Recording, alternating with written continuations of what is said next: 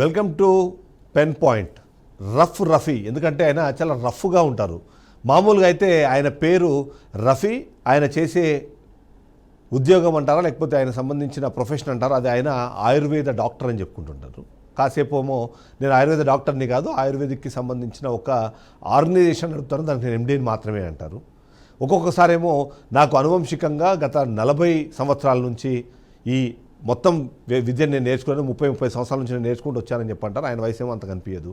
తర్వాత వాళ్ళ కుటుంబం దాదాపుగా 250 సంవత్సరాల నుంచి ఇదే ప్రొఫెషన్లో ఉన్నారు, వాళ్ళందరూ అనువంశికంగా అవన్నీ నేర్చుకుని వచ్చారు, ఆ తర్వాత నేను తీసుకున్నాను అంటారు. ఒకసారి ఏమో నేను చదువుకుంది ఏం లేదంటారు, ఒకసారి ఏమో ఇంటర్ సర్టిఫికేట్ చూపిస్తారు. అతనికి ఏమో ఉన్న ఇంకొక అడ్వాంటేజ్ ఏంటంటే ఈ ఆయుర్వేదిక్కి సంబంధించిన ఒక సర్టిఫికేట్ని చూపిస్తూ ఉంటారు, ఆ సర్టిఫికేట్ ద్వారానే ఆయన వైద్యం చేస్తున్నా అంటారు.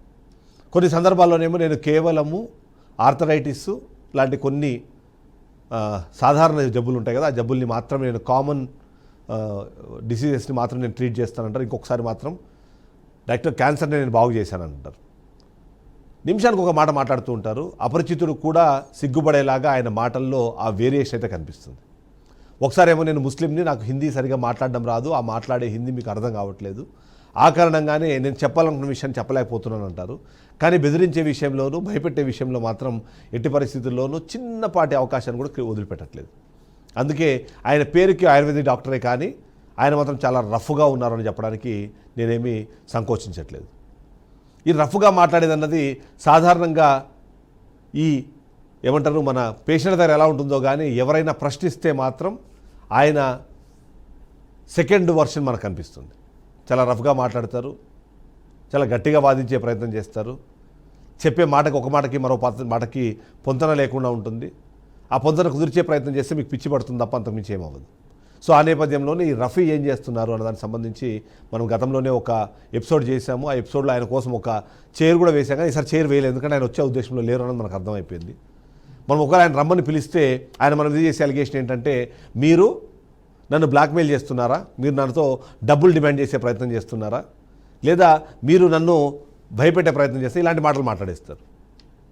మనం అడిగే మాట, మనం అడుగుతున్న మాట, మీ మీద కొన్ని ఆరోపణలు వచ్చాయి, ఆరోపణలకు సంబంధించి మీ వర్షన్ ఏంటి, నిజంగానే మీరు ఆయుర్వేదిక డాక్టర్ అయితే మీకు అసలు ఆ డాక్టర్ ఎగిరి ఎలా వచ్చింది, మీరు డాక్టర్ కాకపోతే మీరు ఆ ఆర్గనైజేషన్ ఎలా నడుపుతున్నారు, ఆ ఇన్స్టిట్యూట్ ఎలా నడుపుతున్నారు, ఆ హాస్పిటల్ ఎలా నడుపుతున్నారు.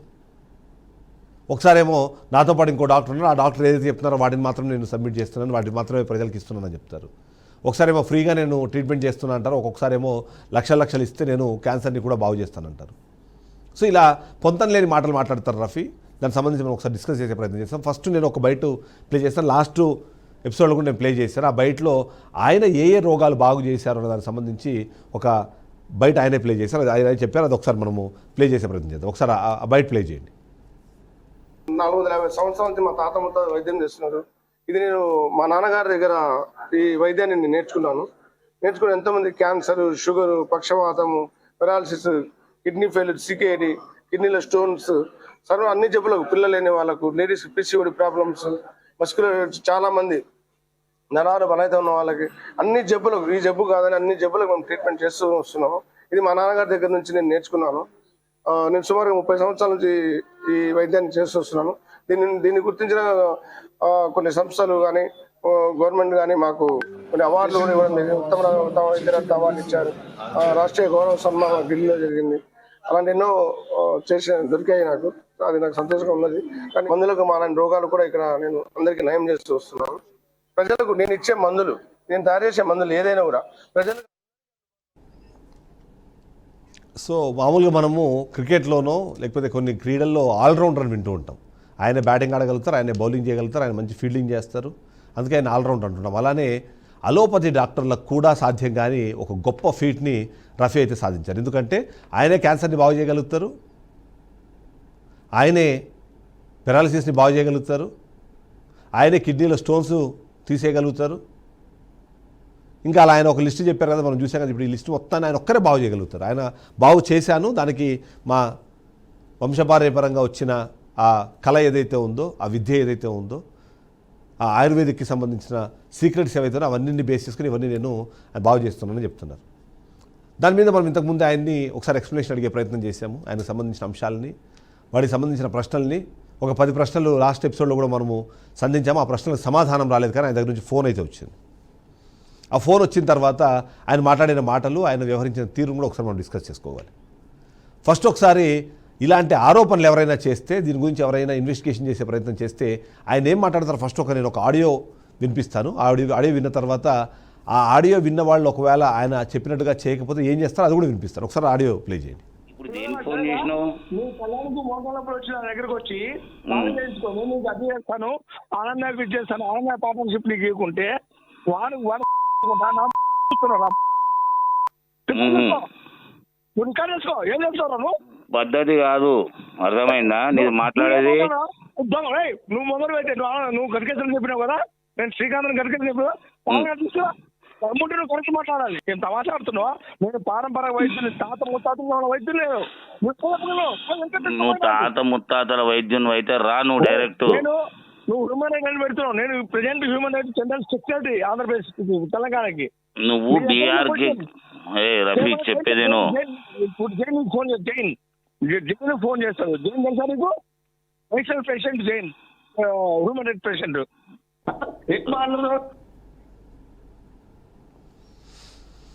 సో అర్థమైంది కదా మీకు? దమ్ముంటే రా చూసుకుందాం, అది ఆయన నోటి నుంచి వచ్చిన మాట. అరే ఎవర్రా నువ్వు, అవన్నీ కూడా ఉన్నాయి. ఇంకా యాక్చువల్లీ వాస్తవానికి చాలా లాంగ్ కన్వర్సేషన్ అది.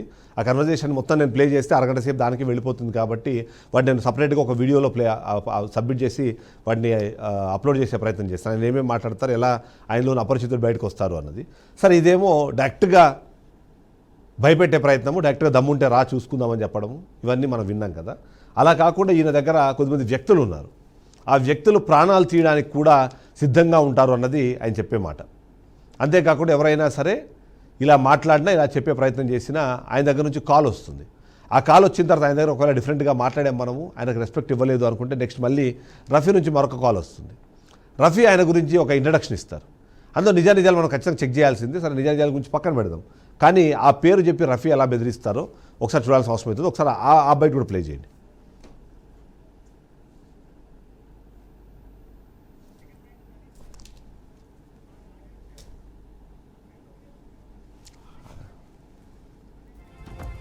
ఆడియో ప్లే చేయండి.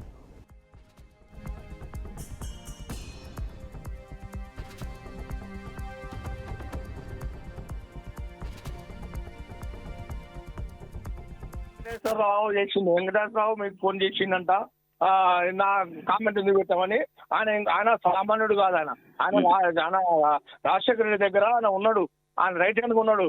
చేసిండు మొత్తం చేసి మీ మొత్తం ఫీడ్బ్యాక్ తీసుకొచ్చి మీరు వేరే మీడియాకి ఇచ్చి రేపే అనుకుంటారు మీ మీడియాలో రండి. ఎక్కడ మీరు రండి ఎక్కడికి?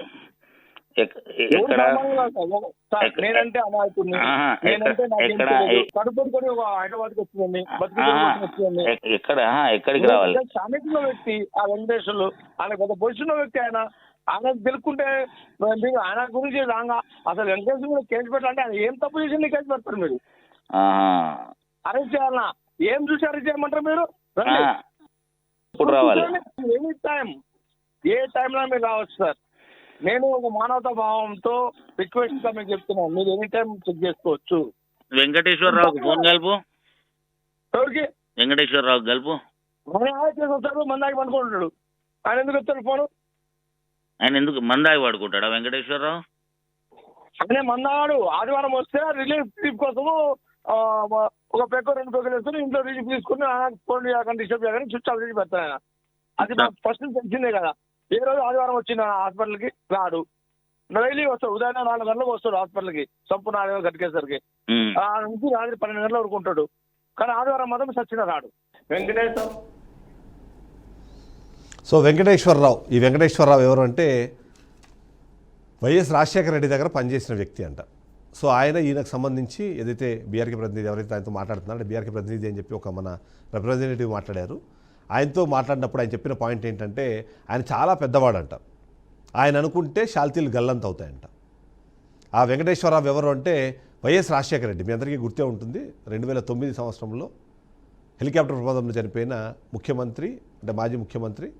ఆయన దగ్గర పనిచేసిన ఒక వ్యక్తి. ఇప్పుడు తప్పు చేస్తే ఎవరైనా మా గురించి ప్రశ్నిస్తే, మమ్మల్ని ఎవరైనా అడిగితే, ఎవరైనా మా గురించి మాట్లాడితే వాళ్ళకు సంబంధించిన అంశాలు, వివరాలు అన్నింటినీ ఆయన కలెక్ట్ చేస్తారు. కలెక్ట్ చేసి వాళ్ళు అంతు చూస్తారు. అది మిస్టర్ రఫీ ఆయన ఇచ్చిన స్టేట్మెంట్ మీరు విన్నారు కదా. అంతేకాకుండా అందులోనే రెండో అంశం నేను చెప్పాను కదా, అపరిచితుడు అన్న అంశం చెప్పాను కదా. అపరిచితుడు ఎలా ఉంటాడు అంటే, ఆ ఫోన్ కలుపు అంటే ఆయన ఇప్పుడు తాగి పడుకొని ఉంటాడు అంటారు. అదేంటి మధ్యాహ్నం ఈ టైంలో తాగి పడుకుంటారా అంటే, లేదు ఆయన తాగి పడుకోడు, ఆయన తాగడు. కానీ ఎప్పుడైనా కానీ అంటే ఉదయం 4 గంటల నుంచి రాత్రి 12 గంటలకు పనిచేస్తారు కాబట్టి సండే రోజు మాత్రం ఒక 2 పెగ్గులు వేసుకొని పడుకుంటారు. అంటే అయితే తాగుతున్నారా తాగరా, తాగి పడుకున్నారా లేదా, ఈ విషయానికి సంబంధించి ఒక్క 10-15 సెకండ్ల గ్యాప్లోనే ఆయన కాంట్రడిక్టరీ స్టేట్మెంట్స్ ఇవ్వడము, అపరిచితుల్లాగా మారిపోవడం అనేది. ఇది సరిపోదు అన్నట్టు మీరు ఫస్ట్ ఆడియో కాల్లో ఒకవేళ మీరు గమనిస్తే ఆయన ఏం చెప్తారంటే, ఆయన తెలంగాణకు సంబంధించిన ఏదో హ్యూమన్ రైట్స్కి సంబంధించిన ఏదో ఆర్గనైజేషన్లో ఆయన మెంబర్ అంట. కాబట్టి ఎవరైనా అట్లా క్వశ్చన్ చేస్తే ఆ హ్యూమన్ రైట్స్ కమిషన్ అనకూడదు, హ్యూమన్ రైట్స్ సంబంధించిన ఆర్గనైజేషన్ ఏదైతే ఉందో దాని ద్వారా ఆయన పోరాటం చేస్తారంట. సో బెదిరించాలి అంటే చాలా ఆప్షన్స్ ఉంటాయి. అందులో ఒకటి హ్యూమన్ రైట్స్ ఆర్గనైజేషన్ ఏదైతే ఆయన చెప్తున్నారో ఆ ఆర్గనైజేషన్ మెంబర్గా ఆయన కాబట్టి ఆయన ఎవరైనా ప్రశ్నిస్తే వెంటనే ఆ ఆర్గనైజేషన్ తరఫు నుంచి వచ్చి ఎవరైతే ప్రశ్నించారో వాళ్ళ మీద పోరాటం చేస్తుంది. లేదనుకోండి వెంకటేశ్వరరావు అని ఎవరైతే చెప్తున్నారో ఆయన వైఎస్ రాజశేఖర రెడ్డి దగ్గరగా పనిచేసిన వ్యక్తి, ఆయన మొత్తం వివరాలు కలెక్ట్ చేస్తారు. ఆ వివరాలు కలెక్ట్ చేసే క్రమంలో ఎవరి ఆస్తులు ఎంత, ఎవరి దగ్గర ఎన్ని డబ్బులు ఉన్నాయి, వాళ్ళ ఆ డబ్బులు ఎలా సంపాదించారు, వాళ్ళ అడ్రస్ ఏంటి, వాళ్ళ ఫోన్ నెంబర్ ఏంటి, వాళ్ళ బంధువులు ఏంటి, వాళ్ళ బలగం ఏంటి, ఈ డీటెయిల్స్ అన్ని కలెక్ట్ చేసి ఆయన అంతా చూస్తారు. అది రఫీ చెప్తున్న మాట. ఆ ఆడియో మీకు చాలా క్లియర్గా ఉంటుంది. 2 ఆడియోల్లోనూ ఒకటేమో దమ్ముంటే తేల్చుకుందామంటూ పిలుస్తూనే ఆ హ్యూమన్ రైట్స్కి సంబంధించిన ఏదో ఒక ఆర్గనైజేషన్లో మెంబర్ కాబట్టి వాళ్ళు వచ్చి చేస్తారు. సెకండ్దేమో ఇది. సో బాగానే ఉంది. సో ఇవన్నీ ఎందుకు డిస్కషన్ చేస్తున్నాం మనము, రఫీ అనే వ్యక్తికి సంబంధించి ఆయన చేసిన వైద్యము, ఆయన చేస్తానంటున్న వైద్యము అది మిస్లీడింగు. ఆయన అలోపతికి సంబంధించిన కొన్ని ఏమంటారు వాటిని, ఆ ట్యాబ్లెట్స్ని వాటిని తీసుకొచ్చి ఆయుర్వేదిక్ అనే వాటిలో కలిపి అవి ఇచ్చి ప్రజల్ని మోసం చేస్తున్నారు, మభ్యపెడుతున్నారు అని మనకు వచ్చిన సమాచారం, మనకు వచ్చిన కంప్లైంట్. వాటి మీద ఆయన వర్షన్ తీసుకునే ప్రయత్నం చేస్తున్నాం. ఆయన వర్షన్ తీసుకుంటే ఆయన చెప్పే మాటలు ఏంటి, ఆయన మాట్లాడుతున్న మాటలు ఏంటి అంటే ఇట్స్ వెరీ క్లియర్ కట్, బెదిరించే ప్రయత్నము. అంతేకాదు ఆయన బీఆర్కే న్యూస్ ఛానల్ కూడా ఒక మాజీ కార్పొరేటర్ని వేసుకొని ఆఫీస్కి వచ్చారు.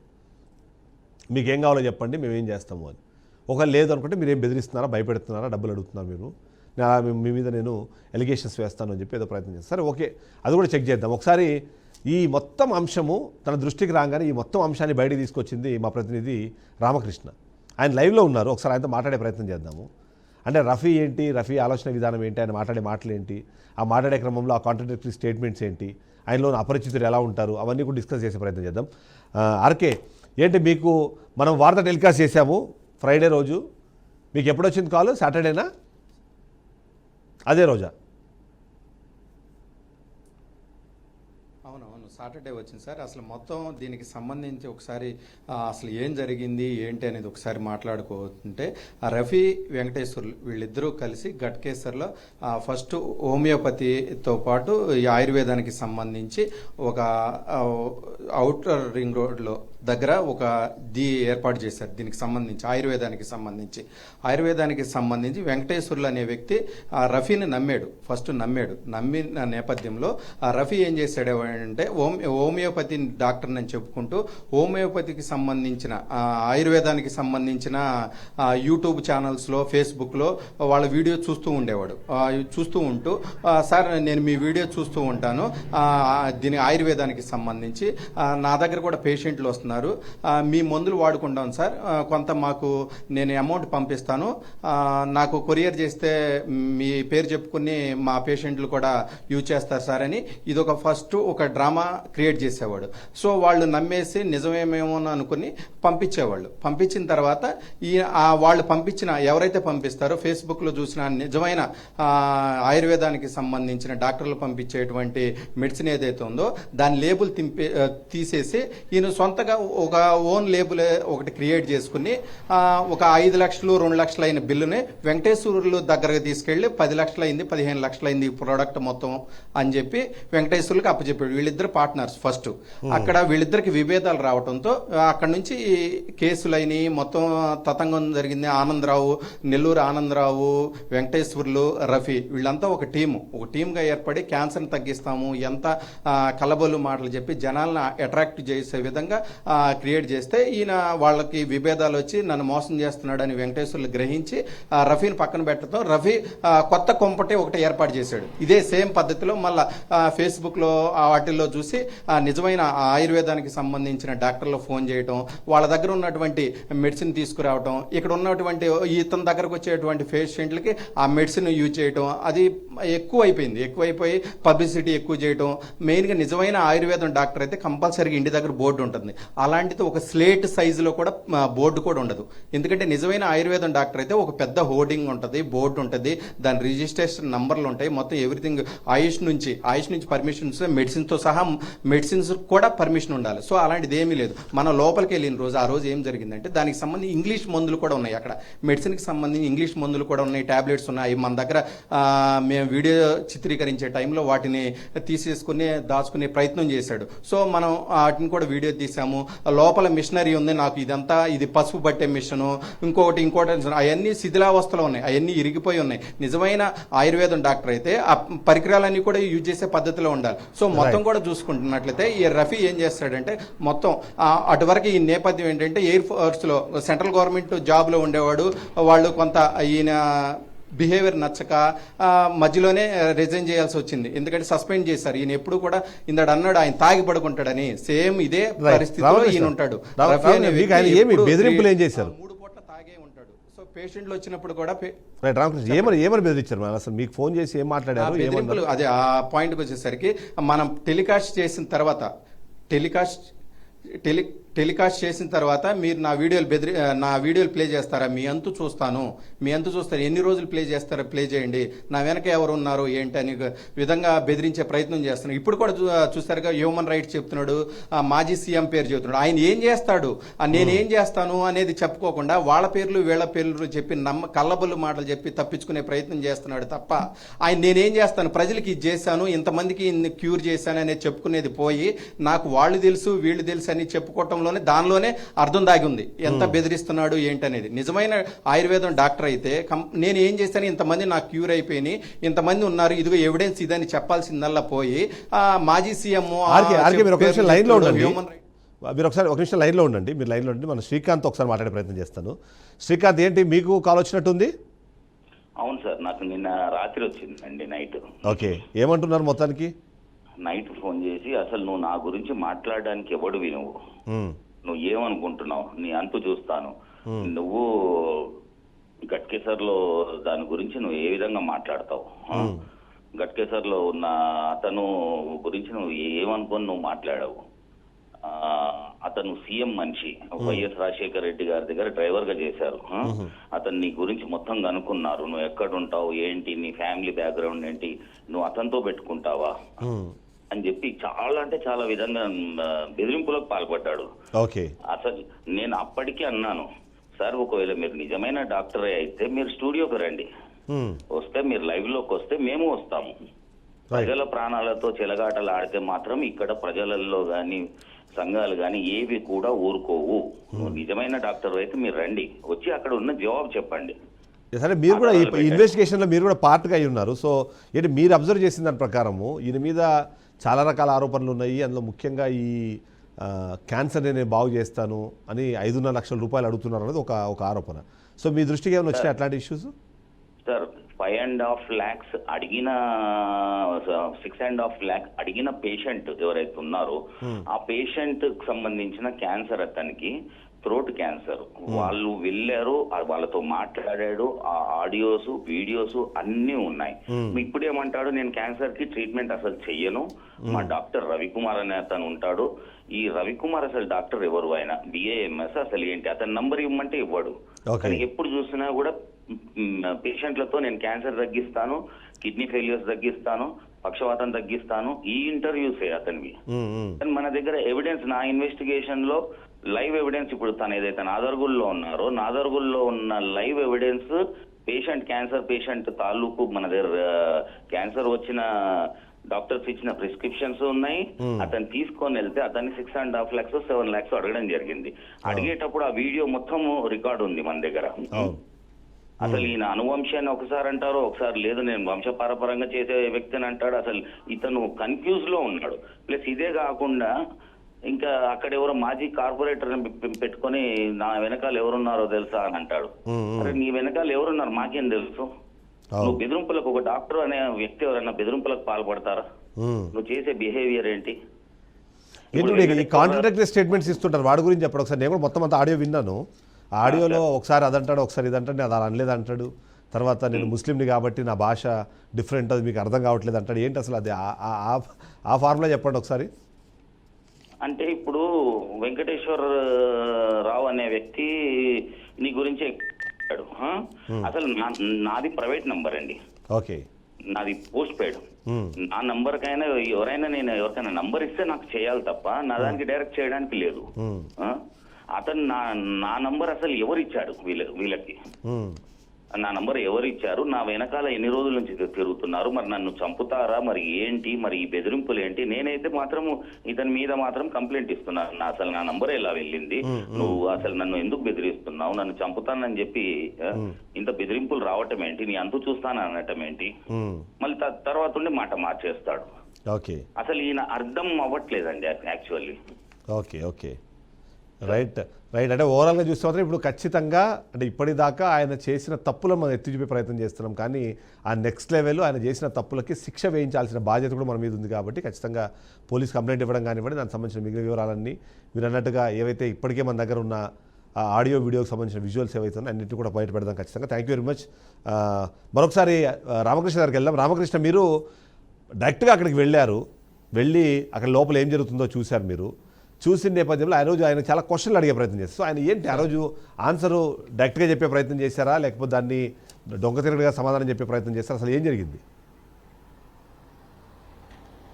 ఫస్ట్ ఆయన మనం అక్కడికి రీచ్ అవ్వగానే ఫస్ట్ బీఆర్కే న్యూస్ చూడగానే ఆయనకి ఎక్కడ లేని భయం పట్టుకుంది. ఫస్ట్ పాయింట్ మీడియా వచ్చేసింది అనే దీనిలో ఆయన తప్పు చేసిన వ్యక్తి కాబట్టి కంగారు పడ్డాడు. మనం అడిగిన వాటికన్నీ దురుసుగా సమాధానాలు చెప్పడం మొదలెసాడు, తప్పించుకునే ప్రయత్నం చేశాడు. కానీ బీఆర్కే న్యూస్ ఎక్కడా కూడా భయపడలేదు.